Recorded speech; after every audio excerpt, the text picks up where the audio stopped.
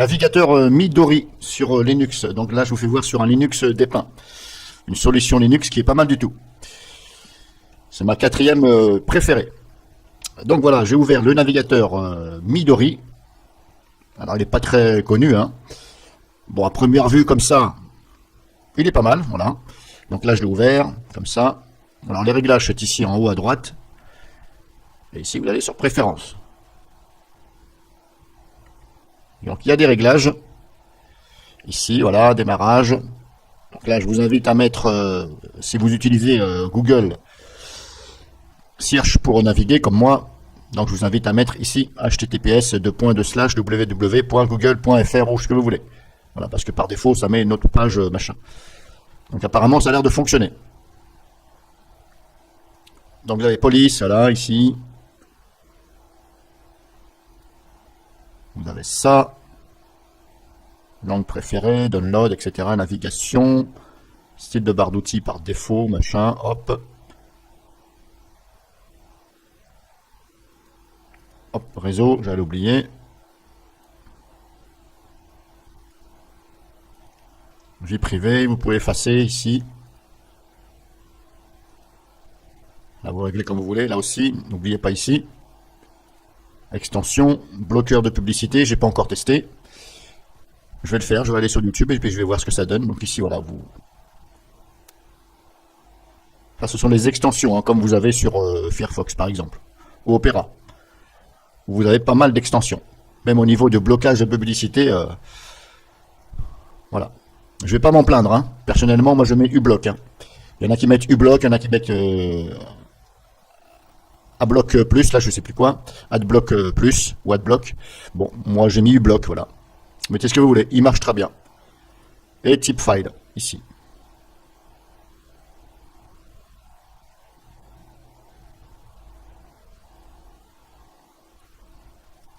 Donc voilà, bah pourquoi pas, un Midori, pourquoi pas. Alors par défaut, sur Linux dépeint, ici, cette solution-là que vous voyez là, Linux dépeint, par défaut, c'est Google. Le Chrome, le navigateur. Mais moi, j'ai horreur de ça, parce que je n'ai jamais pu trouver un plugin pour bloquer les publicités. Donc je dégage tout de suite le navigateur Google Chrome, et voilà. Donc là, sur cette machine virtuelle, oui, sur ce Linux dépeint, j'ai installé Midori pour tester et Opera. Donc on va essayer maintenant. Hop, on va aller sur YouTube. Comme je sais qu'il y a de la publicité sur YouTube, on va voir ce que ça donne.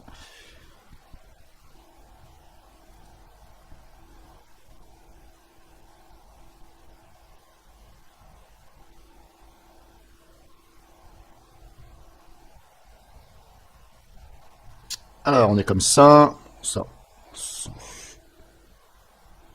Ah, plantage. On va relancer. Petit plantage.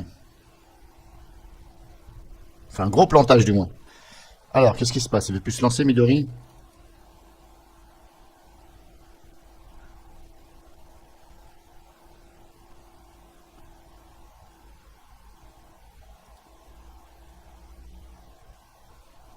Qu'est-ce qu'il m'a fait? Que m'a-t-il fait?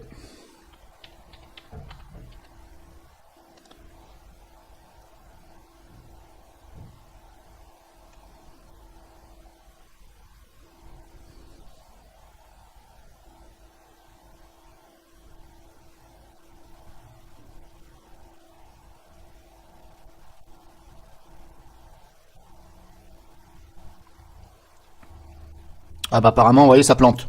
Bon. En tout cas, bon, visiblement, il n'y a pas de pub, mais là, vous voyez, ça plante. Bon. Normalement, ça ne devrait pas planter. Peut-être qu'il faut que je redémarre le... Normalement, non.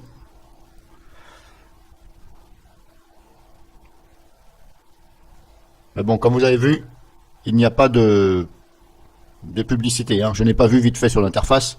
Donc, bah, à tester. Hein. Bon, désolé, ça plante, ça a planté. Voilà, je vous ai fait voir quand même le navigateur Midori.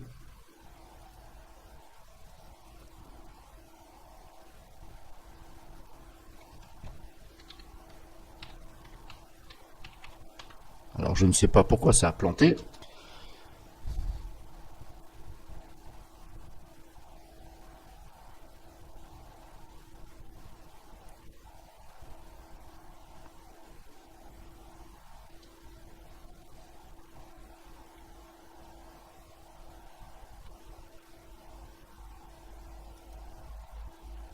je vais aller sur Dailymotion, oui, j'ai mal écrit. Alors, ça rame un peu, c'est normal, je suis sur VirtualBox. Et mon PC non plus, c'est pas une bête de guerre. C'est un i3 280, donc voilà. C'est moyen, on va dire.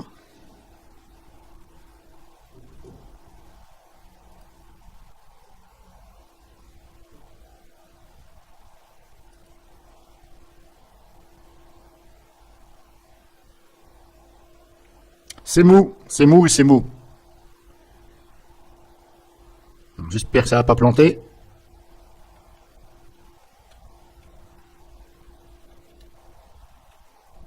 Bon, je connais pas trop Dailymotion là. Bon, visiblement, vous voyez, il n'y a pas de publicité. Bon, voilà. Grosso modo, vous avez vu comment que c'est. Alors, à vous de voir pour ouvrir un nouvel onglet. Ok, c'est ici. Si je fais un clic droit ici, clic droit, hop. Ça, c'est quoi? Blocking, ok. Onglet fermé, voilà. Bon, bah, c'est un navigateur simple, hein, vous voyez. C'est à vous de voir, hein. Je vous refais voir vite fait le menu, voilà, navigation privée, etc. Bon, je ne sais pas si navigation privée c'est efficace, je vais pas essayer, voilà.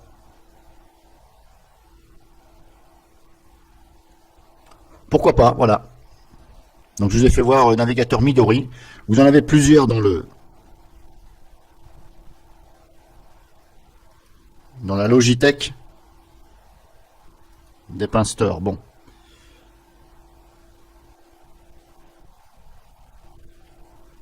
Donc la Logitech de Depin, c'est ici, là, pour rechercher les logiciels. Tout est là. Vous cliquez sur l'onglet adéquat, là, que vous voulez.